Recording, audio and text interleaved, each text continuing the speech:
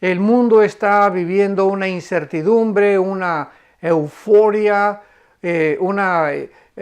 una histeria colectiva, un pánico colectivo que del coronavirus, qué va a pasar. En el Medio Oriente están adelantándose y progresando algunas relaciones entre Israel y algunas naciones árabes. Hay una amenaza tremenda en Europa económica de una bancarrota internacional. En América Latina también encontramos, ¿verdad?, que todavía hay países en el sur de América Latina donde no han abierto ni siquiera los hoteles por una pandemia que no ha existido y que ha sido completamente sacada de proporción. En fin, estamos en un mundo bastante peligroso, pero tenemos la Biblia, tenemos las Sagradas Escrituras y tenemos que estar nosotros confiados completamente, sabiendo que la esperanza a la que hemos sido llamados, nadie puede movernos de este bastión, de este fundamento que es la persona de Jesucristo. Así que es maravilloso poder venir a la Biblia hoy más que nunca y poder sacar de este maravilloso libro estas profecías que nos van a ir develando completamente las tinieblas, y vamos a poder ver, vamos a poder entender, porque no somos hijos de las tinieblas, somos hijos de la luz.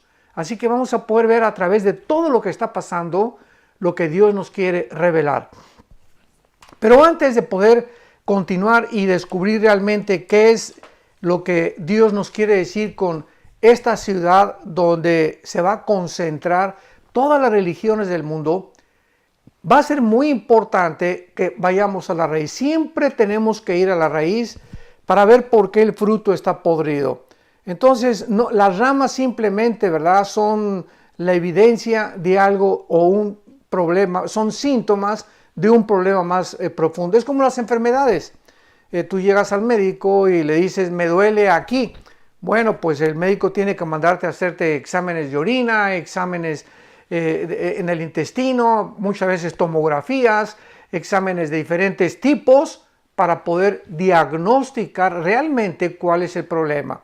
O sea, no se puede tratar superficialmente una enfermedad. Se tiene que ir siempre a la raíz, qué es lo que está produciendo eso que está descomponiendo el sistema humano o el sistema anatómico del ser humano. Pues así es exactamente en el mundo espiritual. Tenemos que ir siempre a la raíz, y es lo que vamos a hacer a través de este estudio maravilloso para poder profundizar realmente en lo que va a suceder en el mundo en los próximos meses o en los próximos años.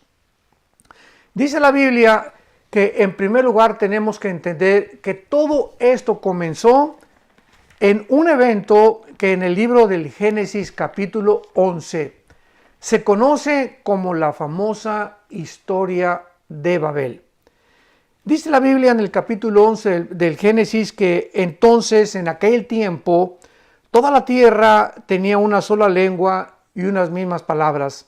Y estamos hablando después de un juicio tremendo que mandó Dios, que se conoce como el diluvio universal, que se encuentra en el capítulo 7, 8 y 9 del libro del Génesis. Y aquí inmediatamente después de que Dios ordenó que después del diluvio la civilización creciera y comenzara a poblar todo el mundo, que fue la orden inicial también a Adán y Eva, vayan a poblar el mundo entero, fructifíquense y tengan hijos y quiero que vayan a todas las partes del mundo y no se queden concentrados en un solo lugar. Nunca ha sido esta la intención de Dios. Él, aun cuando Jesucristo resucitó, la orden fue en Mateo 28, 19 y 20, vayan al mundo. No se queden en las iglesias, vayan, salgan, hablen, tengan reuniones de evangelismo, prediquen el evangelio, vayan. Y esta palabra tiene la connotación de salir fuera, ir fuera de nuestras casas, en tu trabajo, en tu escuela, vayan, hablen del evangelio de la gracia de Dios y hagan discípulos. Entonces vemos que Dios da esa orden, y ¿qué es lo que hace el mundo después del diluvio? Se unen todos en Babel, y la palabra Babel significa confusión. Babilonia y eso tiene otra connotación, pero viene de la palabra Babel, pero Babel significa confusión. Entonces se reunieron todos los seres humanos en un lugar que se llama Babel y que se encuentra actualmente como Babilonia en la nación de Irak. Esto va a ser muy importante de mantenerlo en nuestra mente. Todo esto se lleva a cabo en la nación de Irak del siglo XX. Tenía entonces la tierra una sola lengua y unas mismas palabras, y aconteció que cuando salieron de oriente, hallaron una llanura en la tierra de Sinar y se establecieron allí. Es interesante y es muy importante cuando el Espíritu Santo nos revela áreas geográficas, entender por qué, porque nada tiene ni nada es por coincidencia. Todo tiene una razón de ser en todas las cosas que Dios nos dice en las Escrituras. Se asentaron en la tierra de Sinar. La tierra de Sinar es la tierra de Babilonia, la tierra de los caldeos o donde se encuentra actualmente, repito, la nación de Irak. Así que siempre que ustedes vean en la Biblia, en el Antiguo Testamento, la tierra de los caldeos, la tierra de Sinar, se refiere a la misma área geográfica, Irak del siglo XX. Entonces ahí se establecieron y se dijeron unos a otros: vamos, hagamos ladrillo y cozámoslo con fuego. Y les sirvió el ladrillo en lugar de piedra y el asfalto en lugar de mezcla. Y dijeron: vamos, pongamos atención en lo que existía en los corazones de esta multitud que por primera vez se reúnen ahí en Babel. Edifiquémonos una ciudad.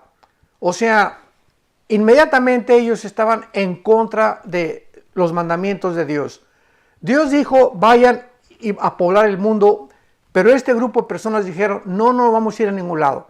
No vamos a hacerle caso a Dios, vamos a concentrarnos y vamos a hacer una gran ciudad. Inmediatamente la idea era hacerse un nombre, concentrarse en un solo lugar para hacerse famosos y concentrar un gobierno y, como lo vamos a ver, una sola religión también.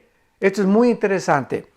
Edifiquémonos una ciudad y una torre cuya cúspide llegue al cielo. Nos podemos imaginar qué idea más irracional, ¿verdad? Y absurda. Qué disparate, ¿cómo que llegar al cielo? Bueno, esa era la forma en la que ellos creían, como lo vamos a ir desarrollando, que podían acercarse a los dioses y a las religiones o a la religión que ellos iban a inventar para llegar al cielo. Vamos a hacer una torre, una ciudad y una torre que llega al cielo, y hagámonos un nombre por si fuéramos esparcidos por sobre la faz de la tierra. Aquí pues encontramos el primer intento en la Biblia de una rebelión masiva mundial en contra de Dios, cuyo objetivo es hacerse un nombre, concentrar todo en una ciudad y al mismo tiempo comenzar a escalar hacia el cielo.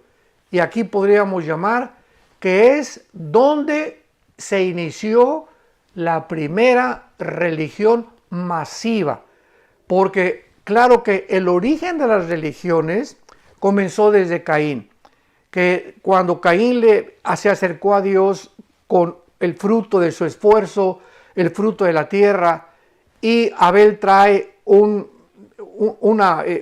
sacrificio, ¿verdad? Porque Dios había enseñado a Adán y Eva que nadie se podía acercar a Dios sin un sacrificio. Caín viene y hace lo contrario a lo que sus padres Adán y Eva le enseñaron y le trae a Dios el fruto del sudor de su frente, de sus propios esfuerzos. Que finalmente vamos a ver que eso es lo que es una religión. Todas las religiones son el esfuerzo humano de acercarse a Dios mediante nuestros propios esfuerzos, mediante mis sacrificios y mis buenas obras. Y ese no es el camino que la Biblia nos enseña para acercarnos a Dios. Si Dios es Dios y Dios existe y somos criaturas creadas a su imagen y semejanza, es lógico que Él tenga que poner claramente y establecer las reglas del juego. Nosotros no inventamos el fútbol, ¿verdad? Alguien inventó el fútbol y hay un árbitro. Y el árbitro trae en su mano el reglamento. Y los jugadores no van a hacer lo que les da la gana. Porque pueden acercarse demasiado al área, todos juntos, y se marca un offside. O puede marcar el árbitro un penal cuando hay una jugada brusca contra otro jugador, en fin.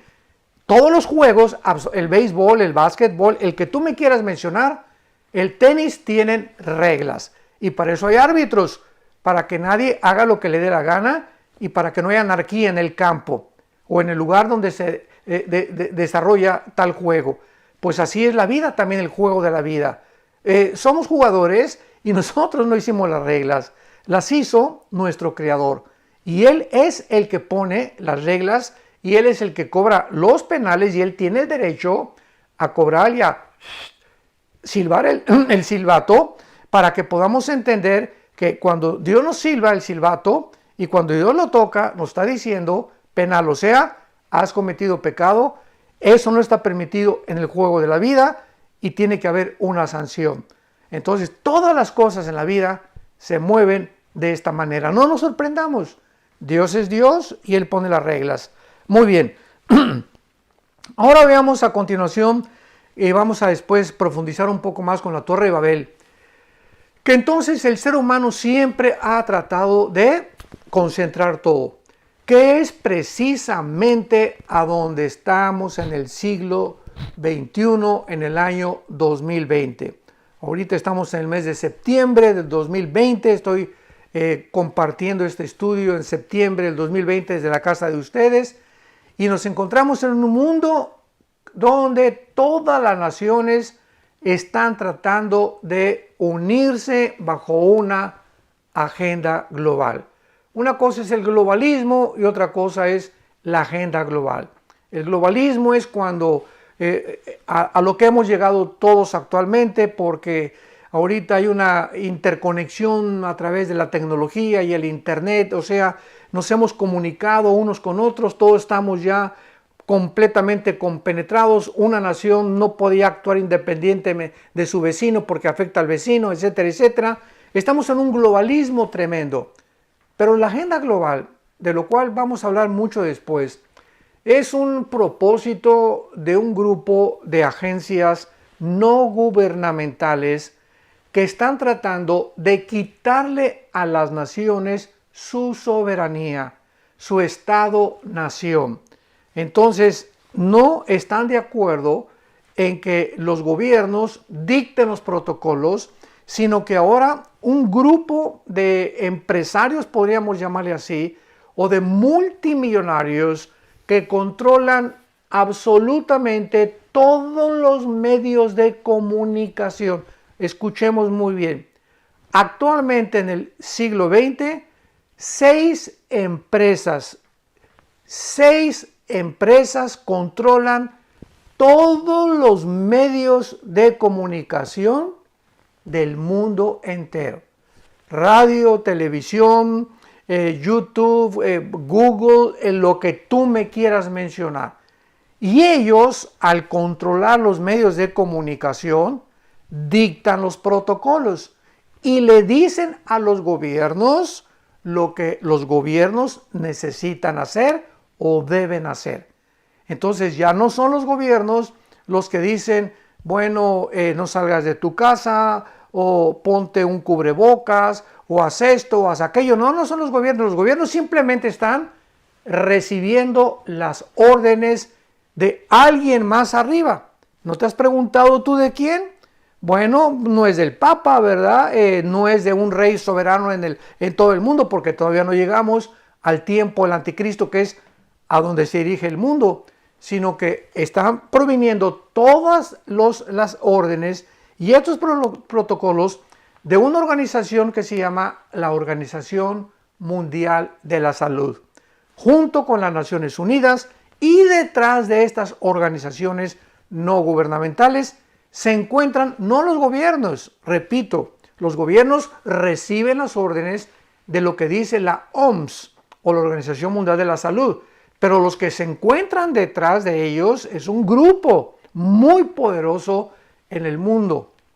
Unos lo han calificado como el Club de Bilderberg, otros los han calificado como los Illuminati, en fin, no vamos ahorita a entrar en eso, pero es muy importante que nos pongamos las pilas y que comencemos a entender que actualmente los gobiernos ya no son realmente, podríamos decir, los que gobiernan el mundo, sino que hay un grupo élite que son los que quieren quitarle a los gobiernos su soberanía y ellos imponer sus protocolos, y de alguna manera que la mayor parte del mundo no se ha dado cuenta, a través de esto se está pavimentando el camino para el surgimiento de un solo gobierno, una sola política, un solo sistema ideológico, de ideología política y un sistema económico internacional, tal como la Biblia lo profetizó hace más de 2600 años por los profetas hebreos.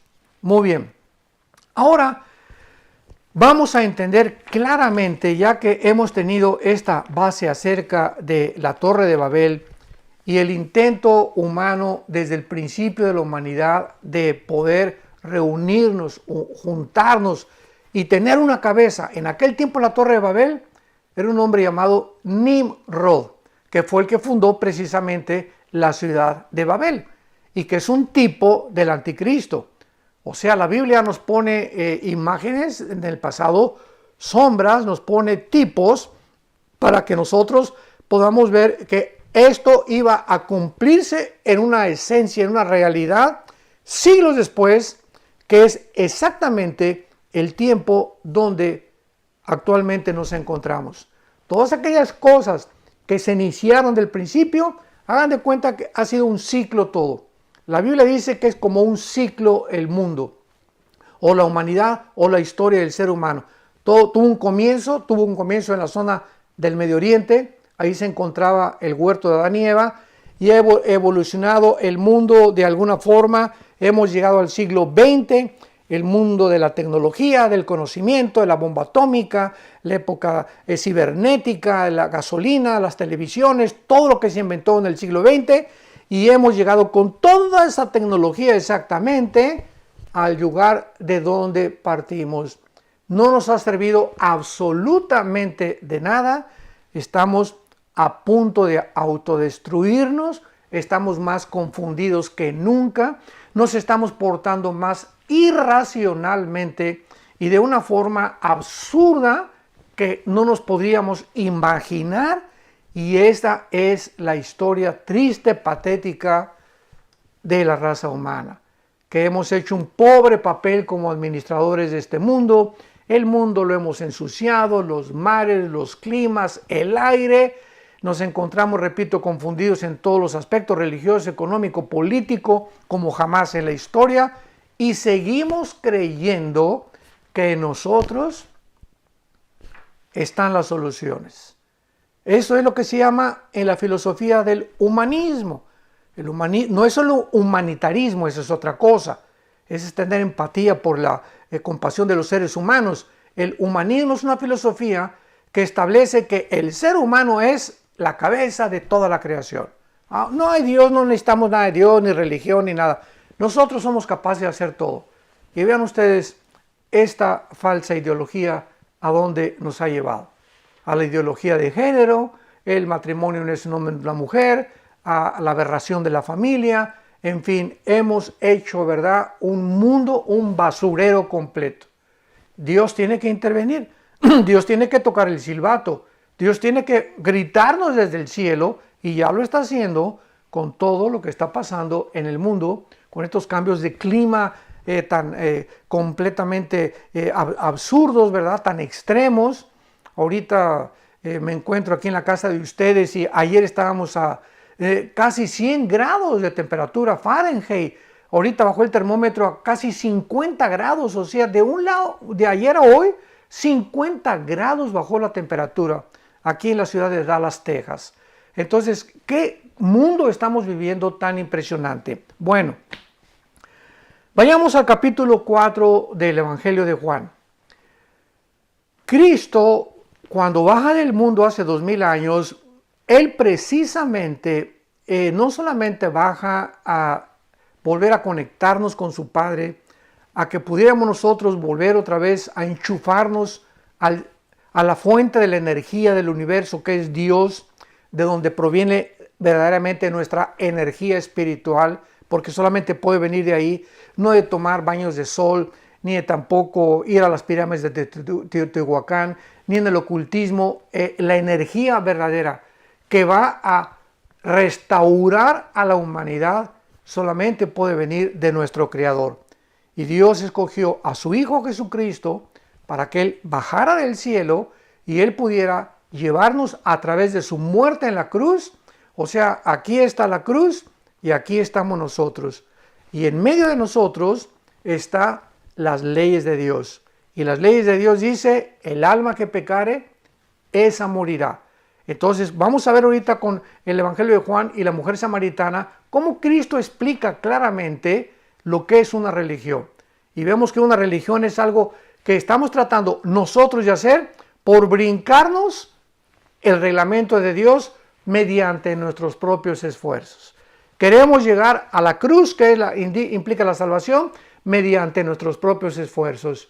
Y esta barrera que está entre tú y entre Dios, que se llama el pecado, nadie ni una religión lo puede quitar de en medio, más que la sangre preciosa de Jesucristo. Y cuando alguien trata de poder acercarse a Dios brincándose el sacrificio de Cristo, es cuando llamamos, es una persona religiosa, porque está intentando por sus buenas obras, inventando, pues yo voy a cumplir con mi religión, o voy a hacer sacrificios, o voy a dar limosnas para que Dios me pueda aceptar. Y lo vamos a entender claramente. Entonces Cristo baja al mundo para quitar esa barrera que nos separaba de Dios y mediante su sangre unirnos. Podemos llegar hasta la cruz por el camino que Cristo abrió con su sangre. Esto es lo que Él quiso decir en Juan 14:6. Yo soy el camino. No hay manera de venir a mi Padre, dijo Jesucristo, más que a través de mí. Cualquier otro camino que el hombre trate de usar para poder llegar a Dios es un camino que parece derecho, pero es un camino de muerte. Muy bien. En Juan capítulo 4, Cristo tenía una cita. Esto es importante. Cuando Jesús vino al mundo, Él traía un programa, traía un calendario de todos los días lo que Él tenía que hacer. O sea, Jesús no vino independientemente de su Padre, precisamente para mostrarnos en su humanidad la importancia de nuestra dependencia diaria de Dios. Y como humano Jesús, eso fue lo que nos quiso enseñar. Él no vino a hacer su voluntad. Él lo dijo una y otra vez. Yo no vengo a hacer mi voluntad. No vengo a usar mis poderes independientemente de mi Padre. Vengo a hacer 100% lo que mi Padre me diga. Entonces, aquí en este capítulo 4 de Juan, dice la Biblia en el versículo 3, Evangelio de Juan capítulo 4, versículo 3, que Jesús salió de Judea y se fue otra vez a Galilea, que es el norte de Israel. Allá en el norte, casi en frontera con Siria, es lo que se conoce como la región de Galilea. Y dice la Biblia, y le era necesario, vean ustedes lo que dice, era necesario pasar por Samaria. O sea, ¿por qué dice el Espíritu Santo que era necesario? Porque estaba en su agenda. Ya estaba programado Jesús que ese día era una responsabilidad de Él que tenía que ir a Samaria. Y Samaria es la parte en medio de Jerusalén. Entonces, en su camino a Galilea tenía que pasar por Samaria. Así lo había programado su Padre. ¿Y por qué era tan importante que Jesucristo pasara por Samaria y se detuviera en Samaria, como lo vamos a ver con una mujer que estaba sacando agua de un pozo? Simplemente porque los samaritanos no se consideraban realmente judíos 100%, y los judíos no querían tener nada con los samaritanos de amistad, porque cuando vino la cautividad babilónica, muchos judíos se mezclaron con otras naciones. Entonces, los judíos no los consideraban 100% puros de pedigrí, o sea, de pura sangre. Entonces, cuando los judíos querían ir a Galilea, le daban la vuelta a Samaria, pero no querían pasar por Samaria. Repito, por el racismo, ahí está el racismo que había ya, étnico, entre un grupo y otro grupo. Cuando de alguna forma, pues, tenían sangre judía, pero habían mezclado con otras naciones.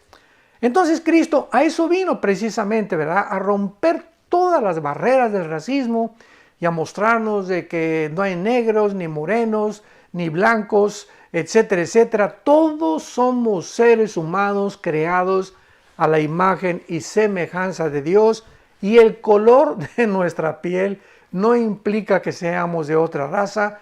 Todos somos raza humana, amarillos, blancos, negros, cafés, etcétera, etcétera.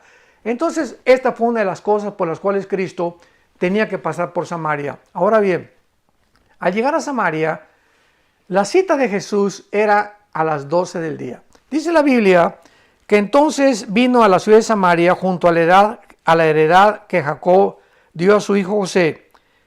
Y estaba allí el pozo de Jacob. O sea, Jesús llega a un área geográfica donde muchísimos siglos antes, el padre de las 12 tribus de Israel había estado ahí presente en ese lugar, por lo cual se le bautizó con el pozo de Jacob. Entonces Jesús, cansado del camino, se sentó ahí junto al pozo y era como la hora sexta. Por eso sabemos que eran las 12 del día. Esto es lo interesante. ¿Por qué Jesús llega, atraviesa Samaria, número 1, número 2, llega puntual? Porque era la hora en la que el Padre le había en su calendario agendado para que también estuviera a esa misma hora. Porque a las 12 del día iba solamente una mujer a recoger el agua, porque era la hora de más calor. Ahora bien, las mujeres normales, las que no eran inmorales, ni prostitutas, ni adúlteras, o sea, las de la High Society o las bien portadas, iban a recoger el agua temprano cuando no había tanto sol.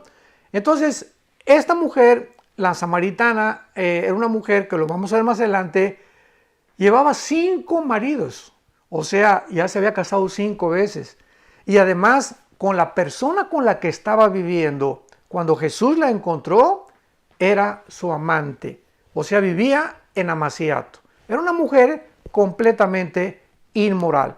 Y por eso, pues las mujeres, las que se consideraban muy santitas, pues iban temprano y ella tenía que ir a las 12 para escapar del bullying y de la crítica y las amenazas que le pudieran lanzar.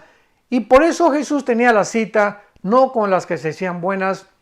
El Padre le hizo una cita con la pecadora, porque Jesús vino a salvar a los pecadores, no a los que se creen buenos ni a los que se creen religiosos. Vino a salvar a los que reconocen que hemos pecado, que somos pecadores delante de Él y que no tenemos ninguna forma de poder cambiar nuestra vida más que a través de lo que Él hizo en esa cruz. Muy bien. Entonces Jesús se acerca, llega cansado con la mujer y le pide agua de beber. Y entonces Cristo usa el lenguaje del agua para poder introducirse a la vida de esta mujer. Y le dice en el versículo 13, respondió Jesús y le dice, cualquiera que beba de esta agua volverá a tener sed. O sea, esta mujer, ¿qué es lo que estaba representando? Estaba representando a millones de mujeres en el mundo y podríamos también decir hombres, seres humanos que están creyendo que van a encontrar la paz y la satisfacción en otra persona, ya sea en otro esposo o otra esposa. Me voy a divorciar porque esta esposa no me satisface, no me hace feliz. Me voy a divorciar como famosos artistas de cine que se han casado 6, 7, 8, 9 veces, como la gran actriz del siglo XX, Elizabeth Taylor, considerada la mujer más bella del siglo XX, 9 matrimonios, buscando y creyendo de una forma tonta que otro ser humano existe, que es el que me va a hacer feliz. Y esta es la gran búsqueda inútil que el ser humano ha emprendido desde toda la vida, desde toda la historia. Recuerda, no es tu esposa ni tu esposo donde tú debes buscar la felicidad. No es en tus hijos donde la debes de buscar. Tenemos satisfacciones en el matrimonio, claro. A mí mi esposa me hace muy feliz, pero el 100% de mi felicidad no puede depender de ella. ¿Qué pasa cuando se muere tu esposa, cuando se muere tu esposo, cuando se muere algún hijo, cuando se mueren tus papás? Te das cuenta, ¿verdad?, de que si estabas aferrado y era el centro total de tus sentimientos y de tus emociones, pues te vas a deshacer y vas a quererte morir junto con esa persona, o no vas a tener ya la fuerza para poder enfrentar la vida. ¿Por qué? Porque tenías toda tu concentración en un ser humano. Entonces es imposible que podamos encontrar la felicidad, ni depende de nuestra felicidad si la otra persona me hace feliz. A mí me hace feliz, escúchame muy bien, a mí me hace feliz la relación que tengo con Dios. Si la persona que tienes a tu lado no está satisfaciendo tus necesidades, ni tampoco te hace feliz, no tiene por qué hacerte infeliz a ti también. ¿Por qué? Porque entonces tu felicidad depende de la otra persona. Si te hace feliz, eres feliz, y si te hace infeliz, eres infeliz. ¿Te das cuenta? No dependemos de nadie, tenemos que depender directamente del Creador. Podemos estar rodeados de personas que nos quieren hacer infelices, pero si yo estoy conectado a la fuente de energía, entonces nada ni nadie de los que están a mi alrededor me va a lastimar, ni me va a amargar, ni me va a quitar mi paz, ni tampoco mi felicidad, porque yo dependo 100% de mi Creador. Muy bien. Entonces, cuando Cristo le dice a la mujer que le diera de beber y la mujer le da el agua, al decirle Jesús, mujer, dame de beber, pero cualquiera que bebe esa agua volverá a tener sed. O sea, cualquier ser humano que crea que en esta vida va a encontrar la felicidad, no la va a encontrar. Siempre el dinero. Ya lo buscaste, ya lo tienes. Ya tienes a 3 esposas, ya tienes a 10 amantes, ya tienes poder, ya eres político, ya eres senador, ya llegaste a ser presidente de la República, ya llegaste a ser el rey de Persia, y vamos a descubrir todos los seres humanos que cuando alcancemos lo que creíamos que nos iba a hacer felices, es cuando lleguemos a la cúspide de la montaña o del progreso o del éxito, donde ahí es donde nos vamos a sentir las personas más solas y más abandonadas del mundo, aún rodeados de 1000 personas a nuestro alrededor que te pueden exaltar y aplaudir y reconocer y fulano de tal, etcétera, etcétera. Este vacío con el cual nacimos, nada ni nadie lo puede llenar más que Dios. Entonces es hasta que lleguemos a esta conclusión, a esta madurez espiritual, cuando vamos a descubrir realmente el propósito y el sentido por el cual nacimos. Cualquiera que bebe esa agua volverá a tener sed. Mas el que bebiere del agua que yo le daré, dice Jesús a la mujer samaritana, no tendrá sed jamás, sino que el agua que yo te voy a dar, dice Jesús, será como una fuente de agua que salte para vida eterna. Cuando Jesús entra a la vida de un ser humano, tu vida se convierte como una fuente. O sea, que estás continuamente sacando, ¿qué cosa? Sacando la energía, el gozo, la paz, la felicidad, que desde adentro tiene que venir hacia afuera, para que podamos bendecir a las personas de nuestro alrededor. Y total que cuando ya la mujer se da cuenta que Jesucristo, para terminar, es un profeta y que realmente es una persona diferente porque siendo judío se atreve a acercarse con ella, Ya entonces le dice la mujer, le dice Cristo, llama a tu marido, lo hace de una forma satírica, llama a tu marido, versículo 16. Y entonces ella le responde, yo no tengo marido. Y Jesucristo le contesta, tienes toda la razón. Versículo 18, porque tienes 5 maridos y el que ahora tienes no es tu marido. Esto es dicho con la verdad. Y la mujer inmediatamente le dice, pues tú eres profeta, ¿verdad? Y entonces la mujer, notemos esto, ¿qué verdades tan grandes hay en la Biblia? Esta mujer, siendo una mujer rechazada, amenazada, criticada en el mundo en el cual ella se desenvolvía por su forma inmoral en la que ella vivía, pues era como una prostituta, ¿verdad?, del siglo XX, y Jesucristo, el Hijo de Dios, se acerca a ella, al mismo tiempo que ella era como era religiosa, porque ese es el centro de nuestro estudio. Vamos a entender lo que es la religión.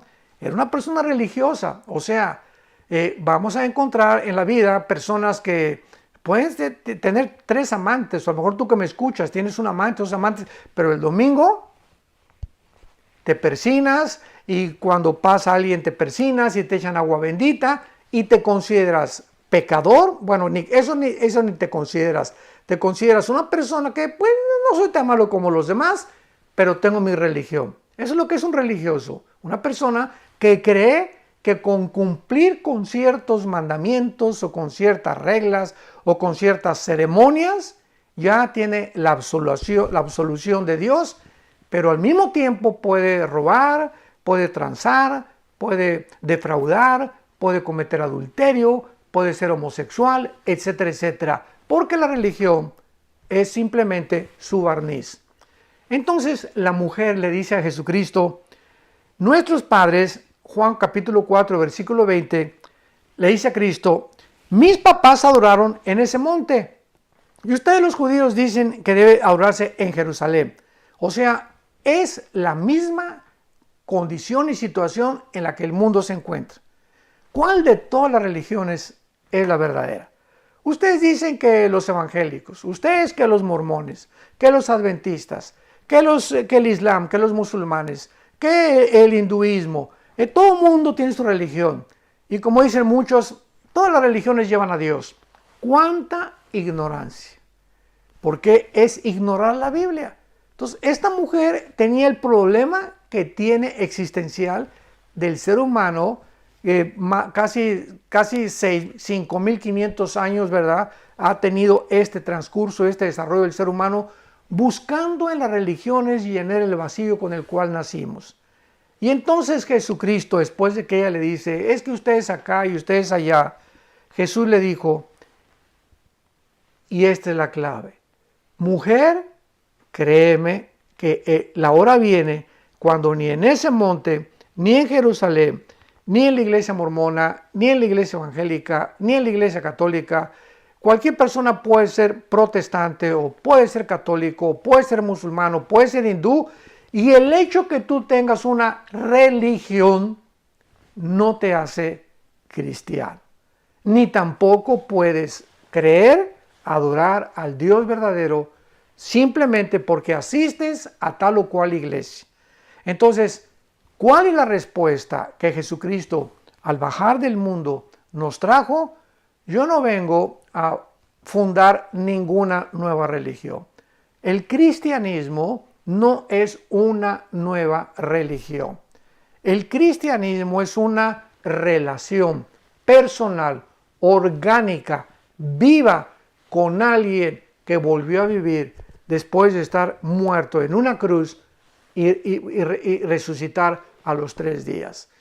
Esto es lo que es el cristianismo. Cristo no vino a traer otra religión de las miles de religiones que hay. Él nos vino a reconectarnos, a darnos el secreto de cuál es realmente nuestra condición y en la que nosotros comprendamos que no son las religiones las que salvan, ni tampoco todas las religiones llevan a Dios. Porque, escúchame bien, para terminar, si las religiones fueran la forma de acercarnos a Dios, una pregunta muy importante que tú tienes que contestar. ¿Por qué entonces Cristo tuvo que morir en una cruz y abrir sus manos? Si las religiones pudieran salvarnos, ¿por qué el Hijo de Dios tuvo que morir de una forma despiadada, cruel, sanguinaria, de manos de pecadores en una cruz? Dios hubiera dicho, mijitos, pórtense bien todos. Pues mira, tú sigues esta religión, tú sigues aquella religión. Sin embargo, la Biblia dice, sin derramamiento de sangre no hay perdón de pecados. Entonces, no es a través de las religiones el camino a Dios, es a través del camino que Jesucristo nos abrió mediante su sangre para esa muerte que Él tuvo en la cruz nos pudiera acercar a Dios. ¿Qué es lo que tenemos que hacer? Creerle a Jesús. Fue lo que Jesús le dijo a la mujer samaritana, mujer, créeme a mí. Entonces, esta es la respuesta. ¿A quién le voy a creer? A nadie. No le creas a nadie. Cree